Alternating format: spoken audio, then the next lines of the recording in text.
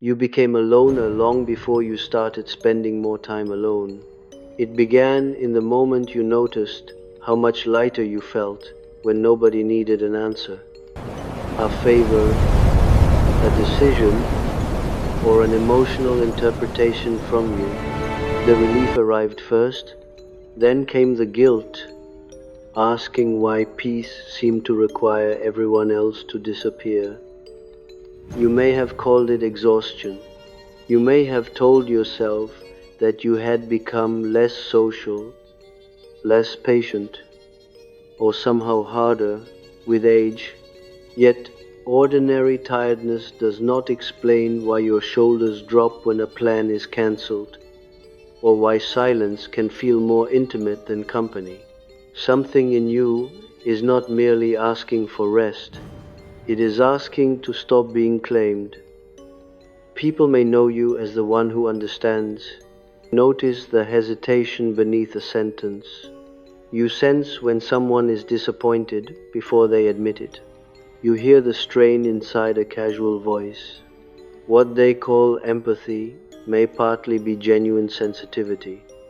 But sensitivity alone does not explain why another person's discomfort so quickly becomes your responsibility. The reaction often happens before thought. A message appears, and your stomach tightens before you know what has been asked. Someone says they need to talk, and your breath becomes shallow while your mind begins making space for them. Even before the conversation starts, some private part of you has already stepped aside. This is why solitude can feel so different for you. It is not simply the absence of people, it is the temporary absence of demand. Nobody is leaning toward you with a problem you must interpret. Nobody is waiting for your patience. Nobody is silently changing the emotional atmosphere and trusting you to be the first one who notices. For years, you may have mistaken your ability to carry people for your desire to carry them. The distinction was difficult to see because you were good at it. You could remain calm while someone else became chaotic. You could find language for feelings they could not name. Competence made the burden look voluntary. Being needed also gave you a place. It gave conversations a structure, relationships a purpose, and your presence a reason. You rarely had to wonder whether someone wanted you when they were constantly reaching for what you could provide. Need created certainty where affection could remain ambiguous. That was the first hidden bargain. Being needed protected you from the more frightening question of whether you would still be chosen when you had nothing useful to offer. As long as someone required your understanding, your steadiness, or your availability, you did not have to discover what remained between you without the function. So you became generous in ways that were difficult to refuse. You answered when you wanted silence. You listened after your attention had gone numb. You explained other people's behavior to yourself until disappointment became complicated enough to tolerate. The role worked because it preserved connection without requiring you to risk being ordinary. An ordinary person can be inconvenient. An ordinary person has moods that do not improve the atmosphere. An ordinary person can become bored while someone else is speaking, can fail to understand, can need care without earning it first. You learn to become something more reliable than ordinary, and other people learned to trust that reliability. The loneliness did not begin when you withdrew. It began while you were still surrounded by people who knew exactly where to find your usefulness. You could be deeply involved in their lives while feeling strangely absent from your own. They brought you everything they could not carry, and you became less certain where you had placed yourself. From a Jungian perspective, A persona becomes painful not because it is false, but because it becomes too successful. The social self that once helped you belong begins to occupy more territory than it was meant to hold. Eventually, the person who can always understand others leaves too little room for the person who does not want to understand this time. That unwanted person is often the one who appears in solitude. Alone, you may notice preferences that vanish around company. You eat when you are hungry instead of when everyone else is ready. You stop monitoring your face. You let a message remain unanswered without immediately inventing an explanation for your delay. These things seem small, which is why their meaning can be missed. The loner is not always withdrawing from love. Sometimes the loner is discovering how much of the self only appears when nobody is watching for a response. Solitude becomes the only place where your attention is not automatically redirected toward another person's interior world. This is also why you may genuinely miss people and still resist seeing them.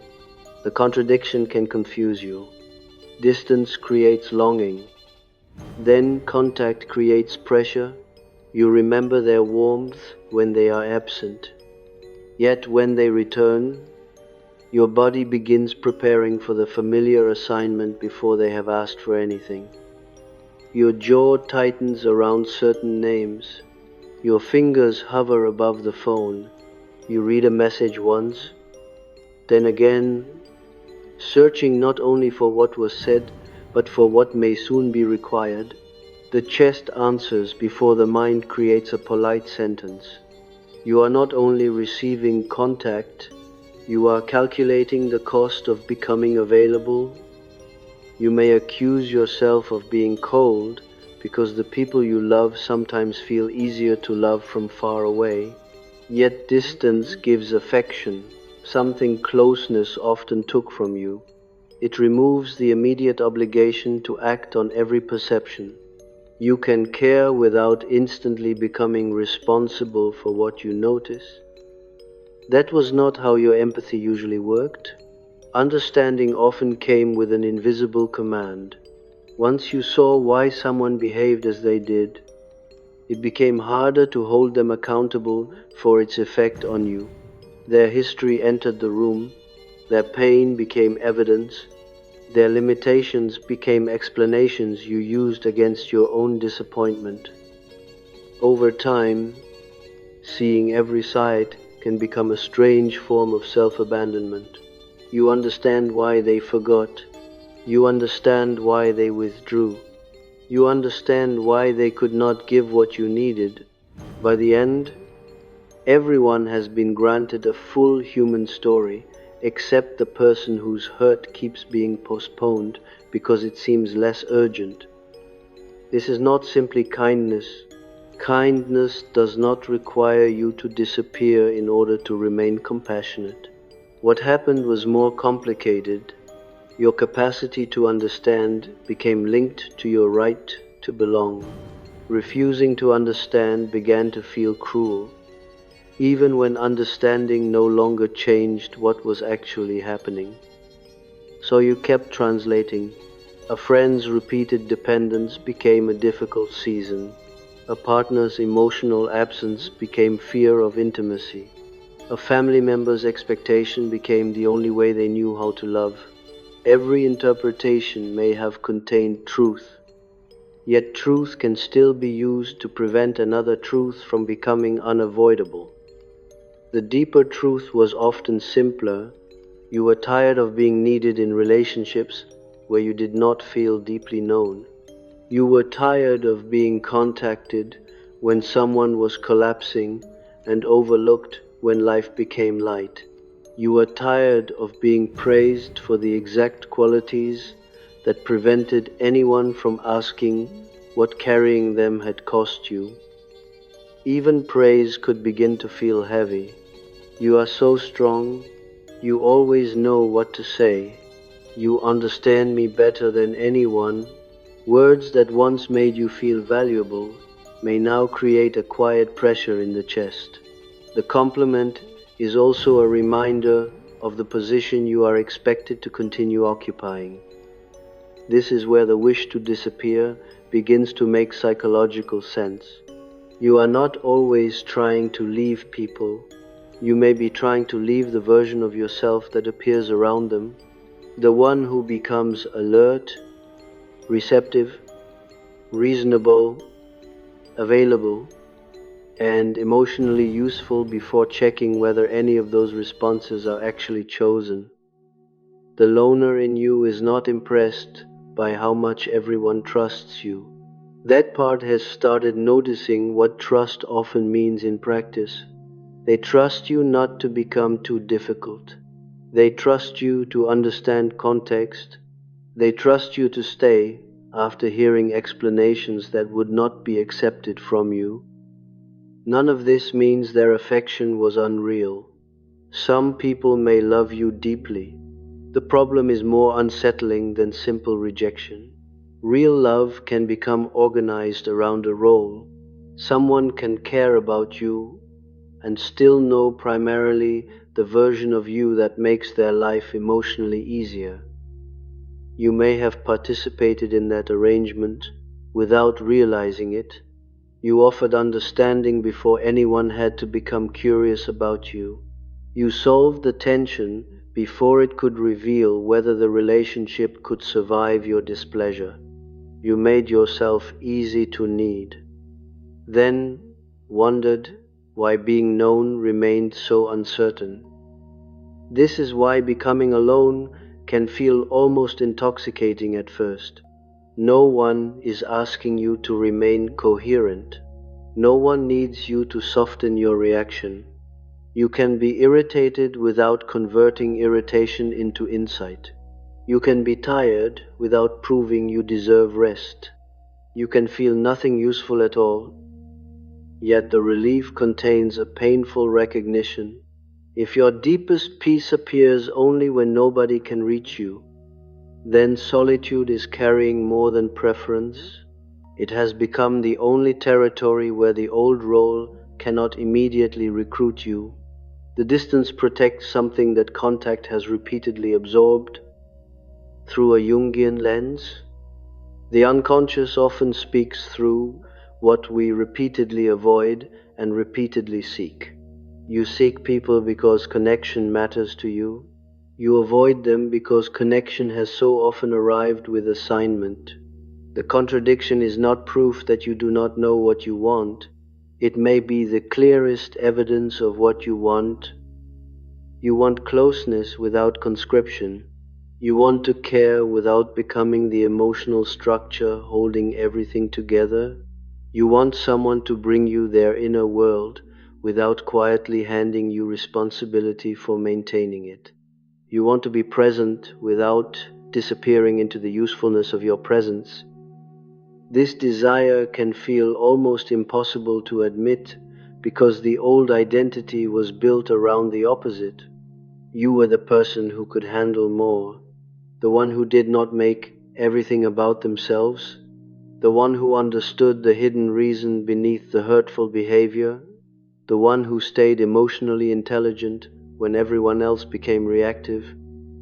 But every identity has a cost when it becomes compulsory. The cost of being endlessly understanding was that your own reactions began to seem less intelligent than your explanations of everyone else's.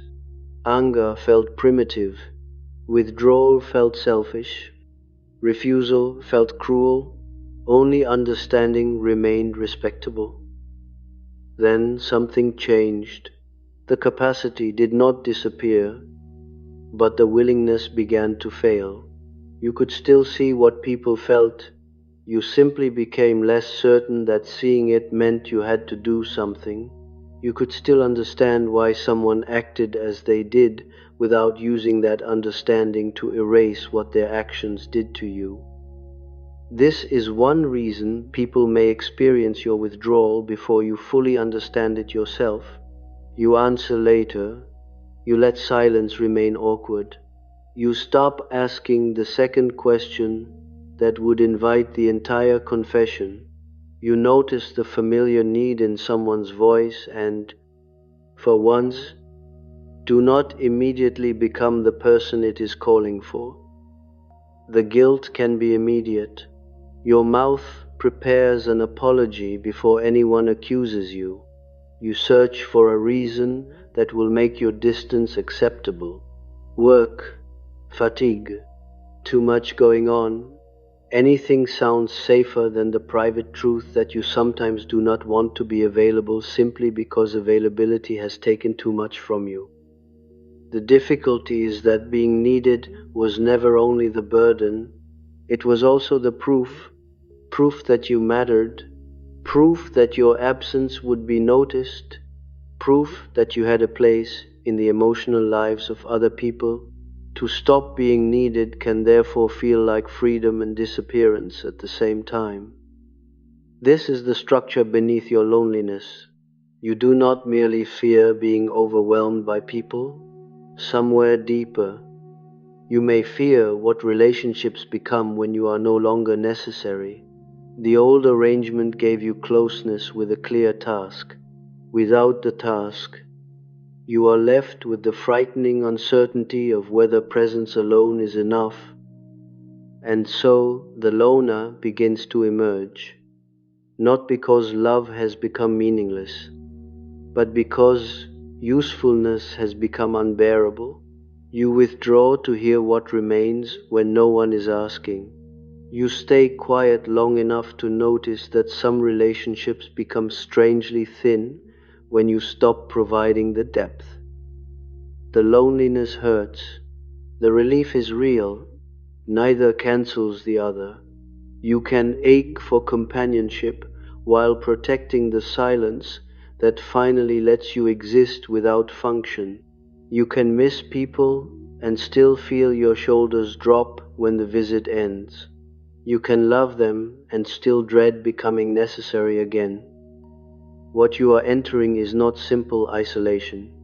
It is the first confrontation with a life organized around a question you rarely had permission to ask. Who are you in relationship when you are not managing what the other person feels? The answer has been waiting beneath a lifetime of being needed. The answer does not arrive as a new identity. At first, it appears as a series of absences. You stop volunteering for things nobody asked you to carry. You leave a message unanswered until you actually know what you want to say. You notice how much of your former closeness depended on never letting another person's need remain unanswered for long. This can feel less like liberation than failure. The old structure was built on immediate response. Someone became distressed, and you moved toward them. Someone became uncertain, and you supplied reassurance. Someone became disappointed, and you searched yourself for what could be adjusted. Delay was not neutral. Delay felt like letting something fall. That feeling explains why the pattern survived far beyond the relationships that created it. Usefulness became a form of control, not control over other people, but control over the possibility of losing your place with them. As long as you remained valuable, responsive, and difficult to replace, connection seemed less likely to disappear without warning.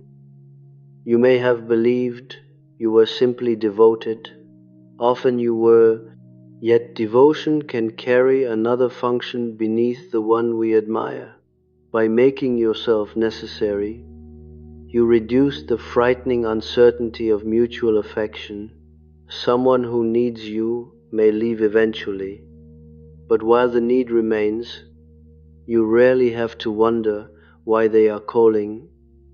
This is how a role becomes architecture. It enters your friendships, where you become the one who remembers every crisis.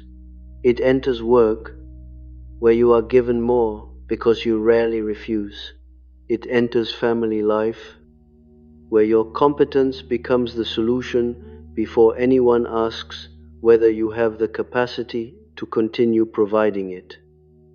Eventually, people begin to organize around your availability, not always consciously. They simply learn what happens. You answer, you smooth, you explain, you remember, you take the extra task because you can already see what will happen if nobody does. Your reliability teaches the world to expect more of the thing that is exhausting you. The arrangement becomes especially difficult to see because it often produces real rewards. People trust you, they confide in you, they call you important. At work, you may become indispensable. In relationships, you may become the person someone cannot imagine coping without. What could be wrong with a life that keeps proving your value? The cost hides inside the proof. The more valuable you become for what you provide, the harder it becomes to discover who remains interested when you provide less. You may therefore keep overgiving, not because you cannot see the exhaustion, but because reducing the gift would expose a question the exhaustion has helped you avoid. Who comes closer when you stop solving? Who becomes curious when you stop explaining? Who asks what is happening inside you when your usefulness is no longer available to distract them? These questions are difficult because some relationships were never required to answer them. Your constant contribution protected everyone from finding out. Through a Jungian lens, this is where the persona becomes more than a social tool. It begins to organize the emotional economy of your life, the understanding one, the dependable one, the one who can take more, becomes the form through which belonging is repeatedly secured. The role is not fake, the compulsion is the problem. You may genuinely be perceptive. You may genuinely care deeply. Nothing about this requires your sensitivity to be an invention. The trouble begins when a real gift loses the right to become unavailable. What was once a capacity becomes a duty. What you can offer starts to feel like what you must offer in order to remain yourself. That is why saying no can feel strangely disorienting. The discomfort is not only about disappointing another person. Something in you briefly loses its coordinates. When you are not helping, what tells you that you still matter? When nobody is leaning on you, what confirms that your place has not quietly disappeared? This fear can drive you back into old contact even after you have tasted relief. You withdraw, feel lighter, then begin imagining that you have become unnecessary. The silence that first felt peaceful starts to feel like evidence. You reach out, offer help, reopen the old position, and feel the familiar burden return almost immediately. The cycle is easy to misread as indecision. It is more precise than that. Distance restores you, but usefulness reassures you. Solitude gives you back your attention. Yet being needed gives you back the identity that has long explained why you belong. You keep moving between relief and proof because each protects you from a different fear. This is why becoming a loner does not happen cleanly. You do not simply reject people and discover peace. You may spend an evening longing for someone to know you, then feel your neck stiffen when the phone rings. You may wish someone would come closer, then feel tired the moment they begin needing something you know how to provide. The exhaustion can begin before a single request is spoken. You recognize the tone, you hear the pause that usually comes before a confession. Your shoulders lift slightly, attention narrows.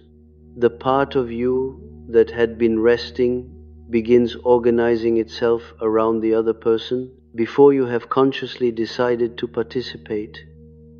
What makes this pattern so powerful is that it often creates closeness quickly. People feel safe with you. They reveal themselves. They tell you things they have not told others. Their openness can feel like intimacy, and sometimes it is. Yet disclosure is not the same as mutuality. And being trusted with someone's depth does not mean they have entered yours. You may have spent years in relationships that felt profound because you knew everything about the other person. You knew their fears, histories, contradictions, and secret griefs. They knew your steadiness. They knew your patience. They knew which version of you appeared when life became difficult. The imbalance can remain invisible for a long time because you are not silent in the obvious sense. You talk, you laugh, you share stories, you may even reveal painful things. Yet, there is a difference between giving information and allowing another person to encounter the parts of you that cannot immediately become useful, coherent, or easy to hold. When you speak about your pain, you may quickly begin explaining it. You make it understandable. You remove accusation. You reassure the listener that you are fine. You turn your own experience into something they can receive without inconvenience. Even your vulnerability may have learned how to take care of the person witnessing it. This is where the old arrangement becomes almost impossible to detect from the outside. You appear open, you appear connected. People may describe you as authentic, yet something essential remains protected because no one is allowed to remain uncertain in front of your need. You rush to manage the impact of being human. The deepest loneliness may therefore appear in company. At the exact moment someone praises how easy you are to talk to, you know they feel understood. You know you have made space for them. What you do not know is whether the relationship could remain intact if you stop making the space so comfortable. A complex, in Jungian terms, does not wait for conscious permission. It organizes reactions before your preferred story catches up.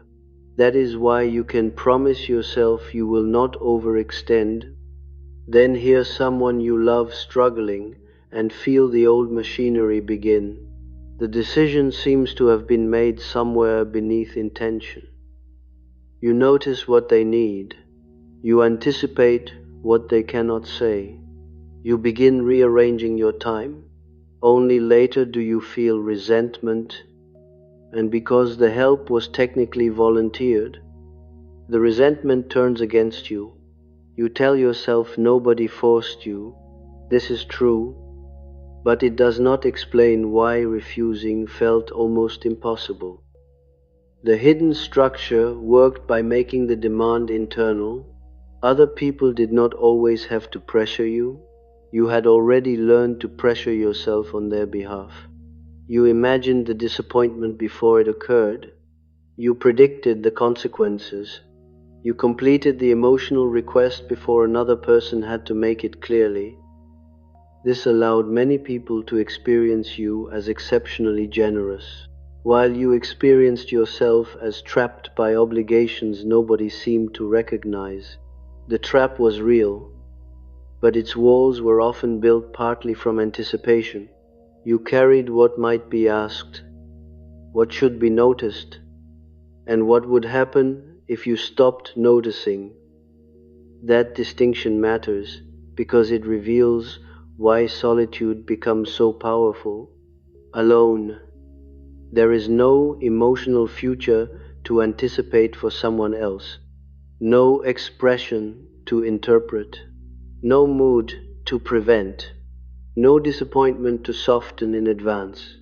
Your attention stops living several steps ahead of another person's possible reaction. At first, this can create an unfamiliar emptiness. Without someone to monitor, solve, reassure, or understand, the mind may not know where to go.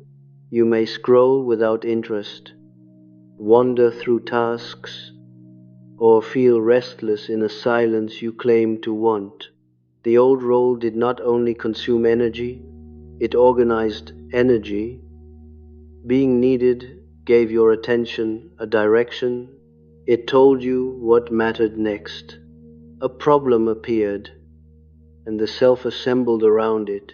Without the problem, you faced the strange task of discovering desire rather than responding to demand. For someone trained in usefulness, desire can feel less urgent and therefore harder to hear. This is one reason your own life may contain postponed things that seem almost embarrassingly vague. You know exactly what others need from you, but your own wishes arrive without clear language. You may know that you want less contact before you know what you want more of. Refusal often becomes visible before preference. From a depth psychology perspective, the unlived life does not always return as a grand calling. Sometimes it appears as irritation when another favor arrives. Sometimes as the wish to cancel plans. Sometimes as a sudden inability to keep listening to a story you have heard many times. The first sign of return may look like reduced generosity. That can be terrifying when generosity has carried your moral identity. You may fear that something good in you is dying. Yet what is failing may not be compassion. It may be the automatic conversion of compassion into duty. You still feel, you simply no longer want every feeling to become an assignment. This difference changes how you experience other people's pain. Before, noticing suffering often pulled you inward toward responsibility. Now, you may see it and remain separate for a moment. The separation feels almost cruel because the old role taught you that care and action were the same thing. They are not always the same thing. You can understand why someone is hurting without becoming the solution. You can see the wound beneath their behavior without giving the behavior unlimited access to you. This recognition does not make you less sensitive. It removes the old command hidden inside sensitivity. The command had kept many relationships stable. It also kept them from revealing their actual shape. When you stop responding automatically, some people adjust. They ask differently. They become more curious. They learn that your presence is not an endless resource. Others simply search for the former version of you. This is where your growing solitude begins to expose what companionship once concealed. Some contact existed because you were loved. Some existed because you were useful. Often both were true at once. The painful work is not deciding which people were real and which were false. Human relationships are rarely that clean. The harder recognition is that affection can coexist with dependency on a role. Someone can care for you and still resist the version of you who is less available. They can sincerely miss you while also missing the comfort your old responsiveness gave them. Their disappointment does not automatically prove bad intent, but neither does good intent erase the cost. The old arrangement may have been tender and still taken too much. It may have contained loyalty, laughter, history, and genuine love, while depending on your willingness to remain the person who carried more than anyone named. This is why you cannot solve the loneliness by simply returning. Returning without changing the structure gives immediate relief from the fear of being forgotten, then restores the exact burden that made distance necessary. You are welcomed back into a position that proves your importance by consuming you, nor can you solve it by disappearing completely. Total distance protects the self from demand, but it also protects the old fear from being tested. When nobody gets close enough to need anything, you never have to discover whether closeness can exist without turning you into a function. The emerging conflict is more difficult than choosing people or solitude. You are beginning to see that the life you built around being needed cannot continue unchanged. Yet the person beneath the role has little practice being present without earning the right to remain. That is why the silence feels both sacred and frightening. It is not empty, it is holding the question the old arrangement kept postponing, whether anyone can stay close to you when you are no longer the one who carries what they cannot. Whether anyone can stay close to you when you are no longer the one who carries what they cannot. That question is harder than loneliness, because loneliness has an answer. You know how to leave. You know how to make your own company bearable. What you do not know is what remains when you stay and refuse to become necessary. The old arrangement begins to fail in small moments. Someone tells you about the same crisis for the fifth time, and the usual compassion does not arrive cleanly. Part of you still understands, another part goes still. You hear yourself offering the familiar reassurance, while something underneath asks why your understanding has never required anything to change. This can feel like becoming cruel.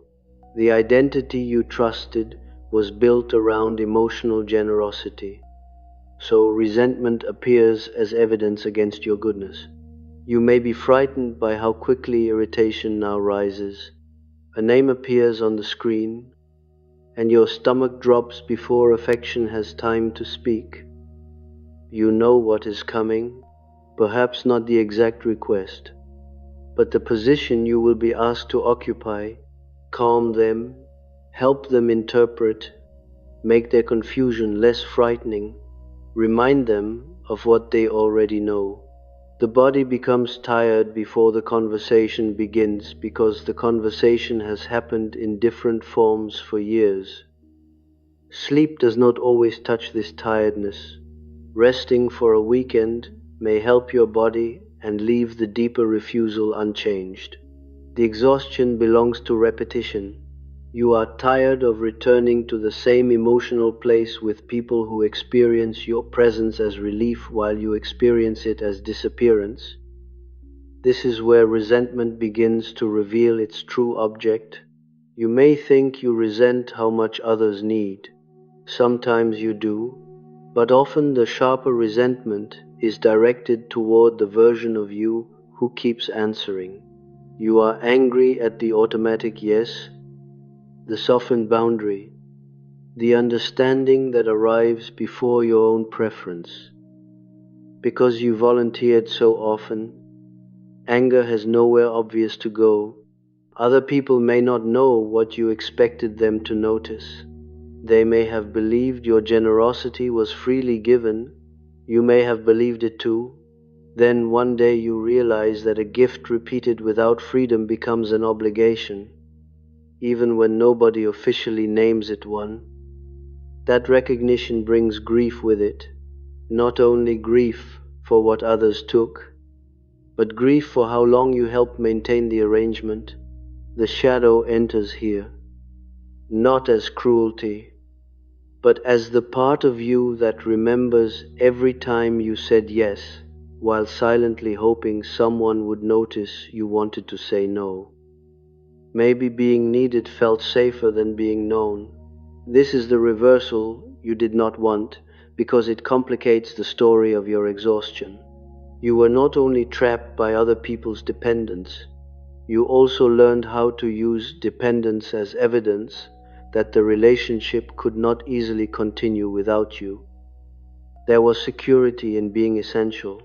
Someone might misunderstand you, overlook you, or fail to ask what you felt, but they still called, they still returned. Their need reduced the uncertainty that comes with ordinary love, where nobody can prove tomorrow's affection by pointing to a function you perform. So the very role that exhausted you also protected you from a different terror. If you stopped carrying, you might discover that some people did not know how to come close without needing something more painfully. You might discover that you did not know how to let them. Being the listener kept you in control of exposure. You could be intimate without being helpless. You could know another person's deepest fears while revealing your own in carefully edited portions. Their need made them vulnerable. Your usefulness allowed you to remain composed. This was not manipulation. It was protection that became invisible because it looked generous. The part of you that feared disappointment found a brilliant solution. Become the one who gives more. Become the stable one. Then you will rarely have to place your full weight on another person and discover whether they can hold it. The shadow is often hidden inside the virtue we most need to believe is pure. Your understanding may have carried fear. Your patience may have carried control. Your independence may have carried an old refusal to become dependent on people whose limits you had already learned to anticipate. Seeing this can sting because you would rather remain entirely innocent. It is easier to say that everyone took too much. Sometimes they did, yet greater truth requires admitting that you often made yourself available before anyone had to prove they could meet you somewhere more mutual. You gave people the strongest version first. You solved what might have forced them to become attentive. You reassured them before they had to tolerate your disappointment. Then you felt unseen by people who had learned that seeing you was unnecessary because you were already taking care of the encounter. There is sadness in recognizing how intelligent this was. The pattern protected you from direct rejection. If you offered value before asking for closeness, then any connection that followed could be attributed to what you gave. You never had to place the unadorned self in front of someone and wait. That waiting now becomes unavoidable. You answer less. You explain less. You let other people feel the absence of your immediate rescue. The silence stretches longer than you are used to, and guilt begins inventing disasters. Maybe they think you do not care. Maybe they will stop calling. Sometimes they do call less. This is one of the costs no comforting interpretation can remove. When a relationship has been organized around your availability, reducing that availability changes the relationship. The quiet that follows may expose a painful fact, but it may also simply reveal a structure neither person had examined. You can miss the old closeness even while knowing what it required. That is the grief no one warns you about. You may long for the frequency of contact, the familiar role, the certainty of being important. You may even miss the exhaustion because exhaustion was attached to belonging. The loner begins to understand why returning is so tempting. The old life had clear instructions.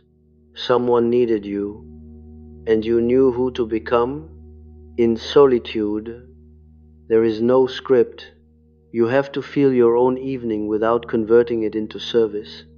You have to face boredom, desire, grief, and uncertainty without a crisis to organize you. At times, the loneliness can feel like punishment for changing. You may look at the quiet phone and wonder whether your fears were right. Perhaps usefulness was the only thing keeping people near. The thought can pull you back toward old habits with astonishing force. You send the message, You ask how they are. You make yourself available again. Soon, the familiar exchange begins. There may be warmth, there may be genuine affection. Then the conversation tilts, and your attention once more becomes the place where someone else sets down what they cannot carry. Relief and resentment arrive together. Relief because you still matter. Resentment because mattering has returned in the same form. This is the contradiction beneath the entire pattern. You do not only want freedom from being needed, some part of you still wants proof that you are needed. Without admitting this, solitude can become another performance. You tell yourself you no longer need anyone. You become proud of your distance. You turn self-sufficiency into a new identity and call every longing a weakness. The old role changes shape, but the fear beneath it remains untouched.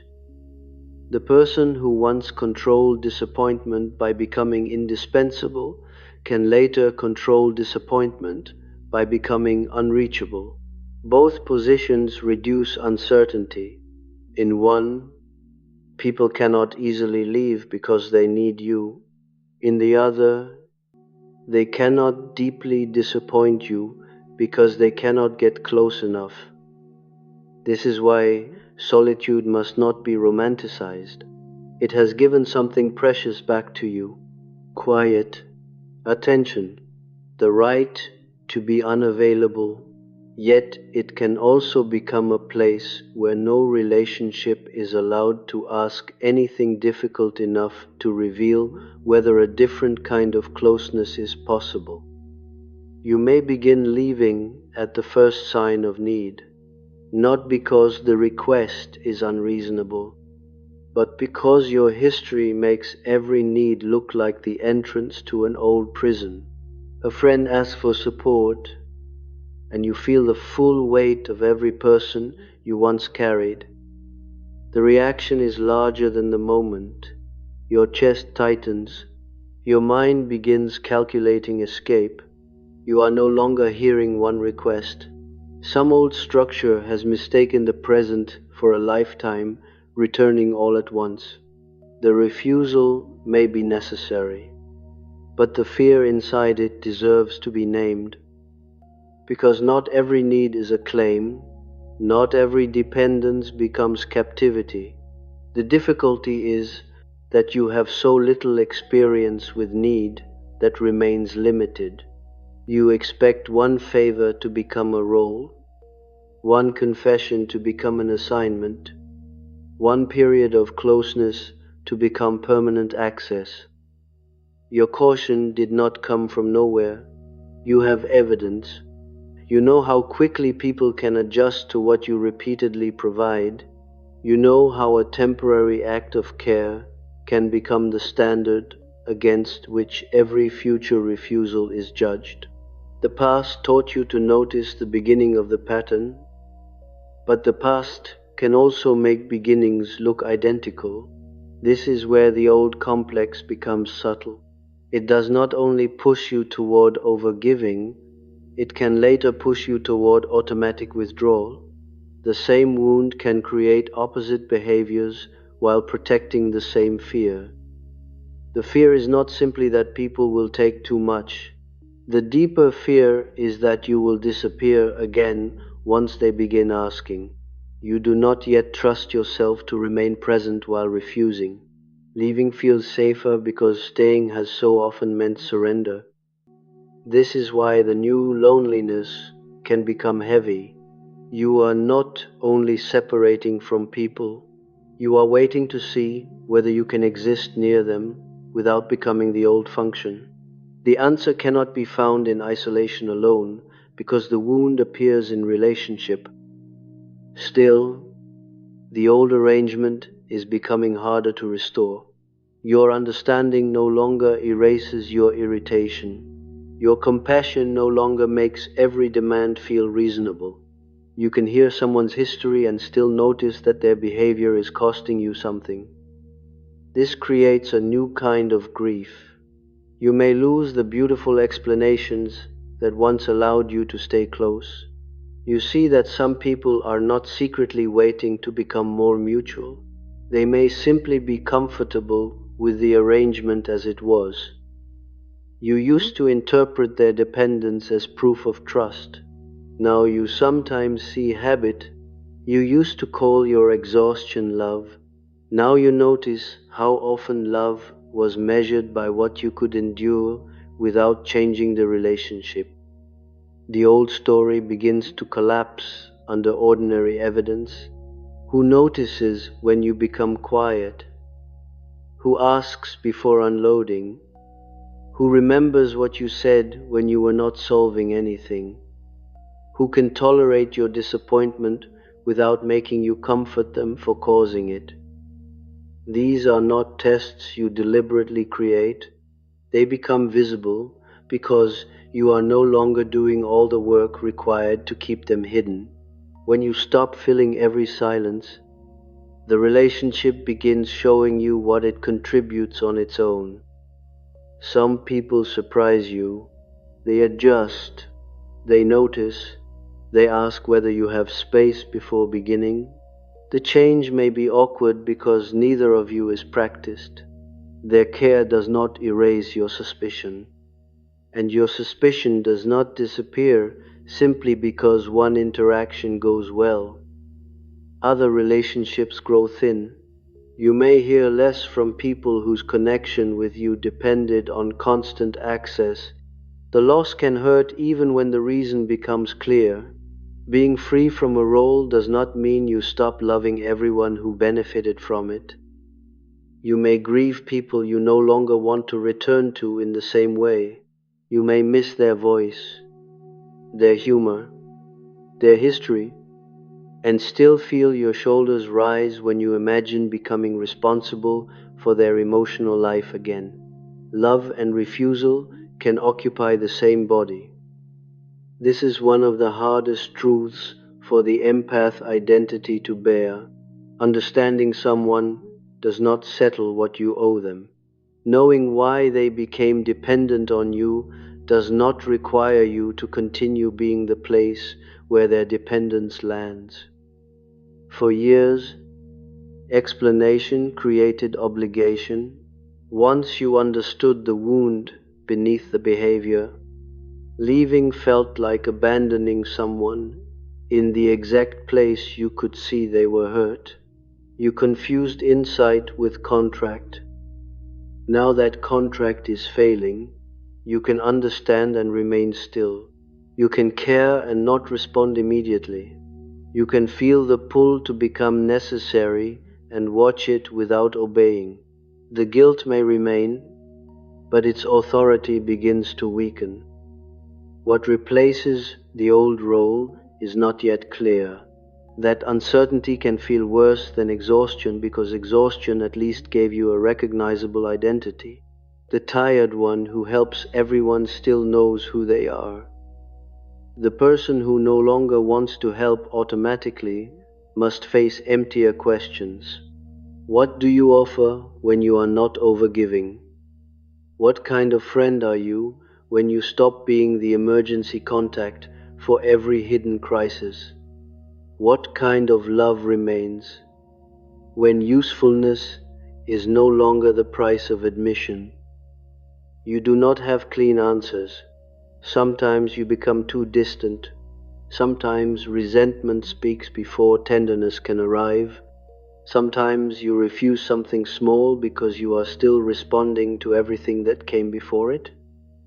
This does not make the old role correct. It means the collapse of a lifelong arrangement is not graceful. The shadow returns, carrying anger that did not get to speak when you were busy being understanding. It does not arrive measured. It arrives late. The anger says that you were tired before you admitted it. The grief says that many people knew how much you could hold and never asked what holding it was doing to you. The loneliness says that being needed gave you company, but did not always give you companionship. And beneath all three is the frightening recognition that you helped preserve the arrangement because it protected you from a more vulnerable kind of closeness. You did not have to ask whether you were lovable when you could prove you were useful. Now the proof is weakening. The old identity no longer comforts you enough to justify the cost. But the newer self has not learned how to trust connection without a function. You cannot fully return to being needed. You cannot yet rest completely inside being known. So you remain in the difficult middle, missing people you no longer know how to belong to, protecting a solitude you do not want to become permanent, and discovering that the loner was never asking for a life without love. The loner was asking whether love could come close without taking over. The loner was asking whether love could come close without taking over. That question changes the shape of every relationship because it can no longer be answered by distance alone. Solitude can protect you from the old role, but only contact reveals whether the role is actually gone. The first change others notice is often not dramatic. You stop responding with the same speed. You ask what someone needs before giving it. You say that you do not have the capacity today without building a long explanation around the refusal. The change feels small to you because you know how much effort it took to make it. To others, it may feel larger. They have known your care as something almost automatic. Your availability created a rhythm they rarely had to question. When that rhythm breaks, even gently, they may not experience it as you becoming more honest. They may experience it as you becoming less like yourself. You used to understand me. You never minded before. You have become distant. I do not know what happened to you. These words can reach the oldest part of the arrangement, the part that still believes changing the terms of connection is the same as threatening connection itself. Your throat may close before you answer. The familiar urge appears to reassure them that nothing important has changed. You want to say you are simply tired, busy, overwhelmed, anything that suggests the old version will eventually return. Because the truth is harder, something important has changed. You are becoming less willing to prove love by disappearing into what another person needs. You still care, but the care no longer moves as quickly towards self-erasure. Some people will misunderstand this, not because they are cruel, but because they learned you through repetition. They knew what happened when they called.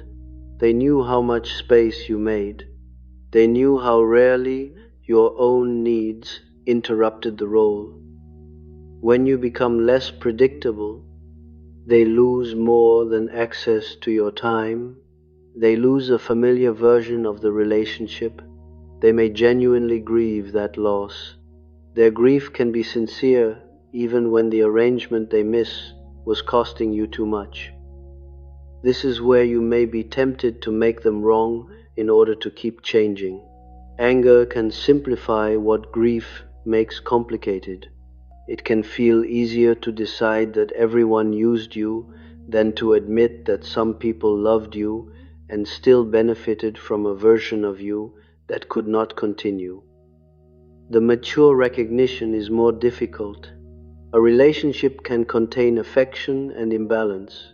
Someone can have cared for you while failing to notice what your constant availability required. You can have loved them while hiding how much of that love had become duty. No villain is necessary for the old arrangement to become unbearable. Sometimes, two people simply adapt around what one person repeatedly provides. The giver becomes known for giving.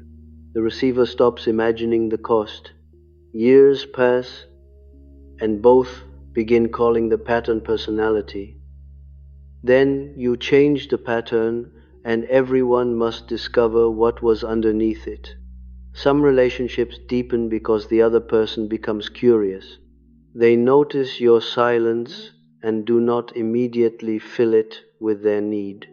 They ask whether you have space before beginning. You may not trust this at first.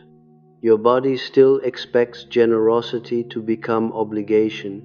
One considerate question cannot erase years of anticipating demand.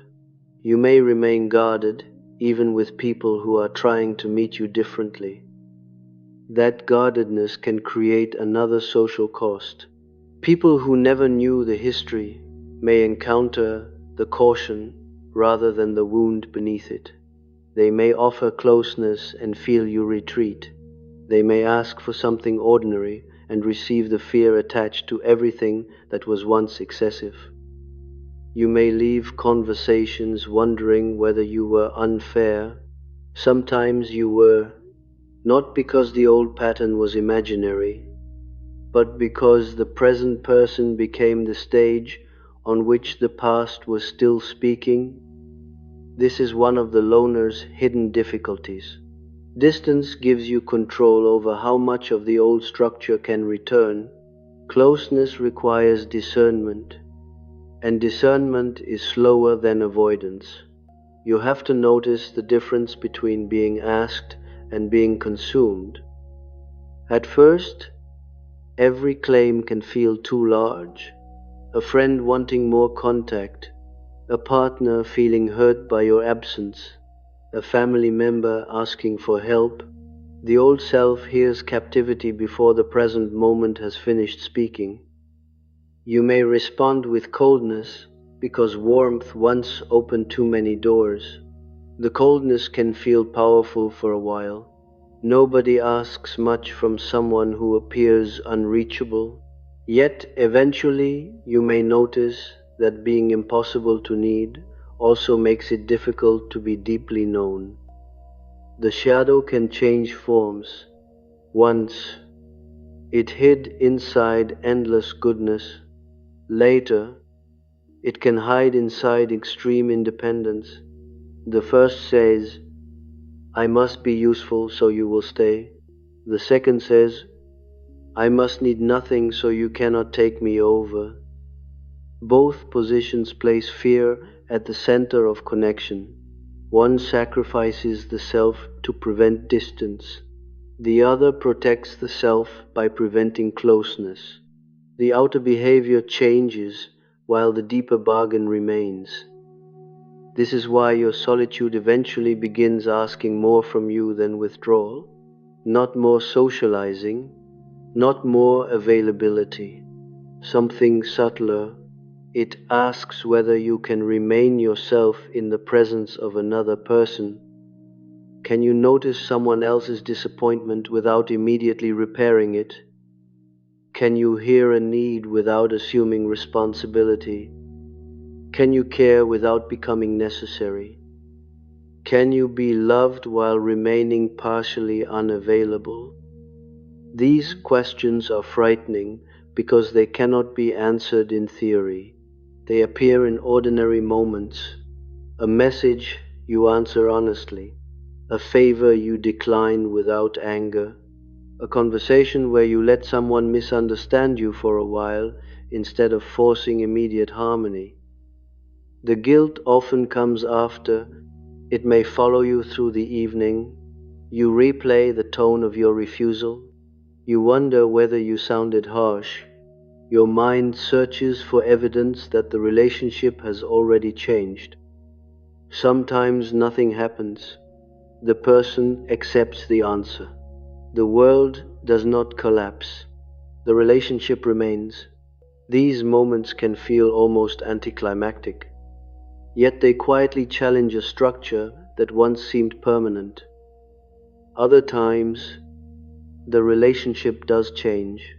Someone becomes colder. They stop reaching out. They accuse you of becoming selfish or distant. The old fear is confirmed. but not in the way you expected.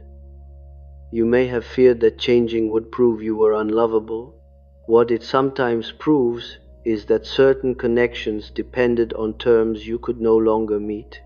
The grief is real, but the meaning is different. Still, losing someone after becoming less useful can reopen the entire wound. You may be tempted to restore the old version of yourself. You remember how easy it was to become indispensable. You know exactly what to offer. This is the most dangerous moment for the old pattern. Not because returning would be weak, but because returning would feel like relief. The uncertainty would end. The role would become clear again. You would know who to be.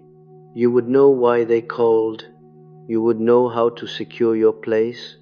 The price would be familiar. And familiar prices can feel safer than uncertain freedom. Yet something in you no longer believes the old bargain completely. Even when you return, the innocence is gone. You can feel the resentment forming earlier. You notice the exact moment care becomes duty. You hear yourself agreeing and know that the yes is not free. You offer understanding and feel the part of you that wants to stop. Awareness does not immediately change the behavior, but it removes the old story that made the behavior easy to justify. This is what makes the social transition lonely. You are no longer fully available to the people who knew the old role, but you are not yet comfortable enough to let new forms of closeness become ordinary. The old relationships may call you changed. New relationships may call you private. Neither description fully captures what is happening. You are trying to discover whether connection can exist without assignment. Some people will remain, not because they need less, but because they can tolerate hearing no. They can be disappointed without making disappointment a verdict on your love. They can ask without assuming. You may still struggle with them. You may search their faces after refusing. You may become overly grateful when they respect a limit. The freedom can feel suspicious because you are waiting for the hidden cost. Over time, you begin noticing that mutuality is quieter than being needed. It does not always make you feel important. It may not produce dramatic confessions or urgent calls. At first, it can feel strangely empty compared with relationships organized around crisis. Nobody is collapsing into your arms. Nobody is telling you that only you understand. Nobody is proving your value through dependence. There is simply another person who can remain present without turning your presence into a service. This can feel less intense than the relationships you once called deep. The absence of urgency may even register as emotional distance. You are accustomed to measuring closeness by how much someone gives you to carry. Now you have to notice different evidence, whether they remember what matters to you, whether they can hear disappointment without collapsing, whether silence between you remains connected rather than anxious. These things may not create the same emotional intensity. They create something you have had less practice recognizing: space. Space for the other person to have feelings without handing them over. Space for you to be tired without disappearing. Space for affection that is not constantly proving its right to exist through usefulness. The loner in you may resist even this. Solitude has become sacred because it restored what constant access had taken. You may guard it fiercely, and perhaps you need to. But sacred things can also become prisons when their purpose is forgotten. Solitude was meant to return you to yourself. It was never meant to prove that no one else could be trusted near that self. This is the deeper movement beneath your distance. You are not being asked to become social again. You are discovering whether aloneness is still a refuge or whether it has become the only place where you believe you are allowed to exist. The distinction matters. A refuge can be entered and left. A prison must remain closed. You may realize that some of your disappearing has nothing to do with peace. Sometimes you leave because someone saw your need and you did not know what to do with being seen. Sometimes you stop replying because closeness began to feel possible without your usual role. That possibility can be more frightening than dependence. Dependence is familiar. You know how to handle being needed. Being known asks for something you have practiced far less. It asks you to remain visible when you have nothing impressive to provide. It asks you to let another person witness confusion without turning it into insight. It asks you to risk discovering whether they can stay when you are not useful. The old self preferred certainty. Need created certainty. Distance created certainty. Mutuality offers neither. Another person remains free. They may stay or leave. You remain free too. You may care without carrying everything. No function guarantees the bond. This is where the old bargain finally becomes visible in full. You thought you wanted people to need you because you were loving. Part of you did, but being needed also removed the unbearable uncertainty of being chosen freely. Now that certainty is disappearing, the relationships that remain cannot be secured by your usefulness in the same way. They have to exist in a more ordinary, less dramatic space. Some days you will miss the old intensity. You may miss being the first person someone called. You may miss knowing that your absence would create a crisis. It can be hard to admit this without shame, but the longing makes sense. Being indispensable gave you a powerful kind of belonging. Letting it go can feel like becoming smaller in other people's lives. Yet perhaps smaller is not the same as less loved. Perhaps being one part of someone's life is different from being the structure holding it together. The difference may feel disappointing before it feels peaceful. You may still become a loner in certain seasons. You may continue needing more silence than others understand. Some relationships may never recover from the change. Some parts of your old life may remain behind you. The final recognition is not that you were never meant for people. It is not that sensitivity condemned you to isolation. It is not that being needed was meaningless. Being needed gave you belonging when you did not know another way to secure it. It gave you identity, purpose, and protection from the risk of being ordinary in another person's eyes. But the role eventually asked for too much. It required you to keep proving your place through availability. It turned closeness into work and solitude, into the only reliable form of freedom. That was why you became a loner after a lifetime of being needed. Not because you stopped loving people, not because your empathy disappeared. You withdrew because the self beneath the function had become impossible to ignore. The loneliness remained, but the old bargain had finally ended. This has been Carl Jung Original, a space where the patterns most people live through can finally be named. Voice and imagery, AI-assisted interpretation and framing, original work. Until next lecture.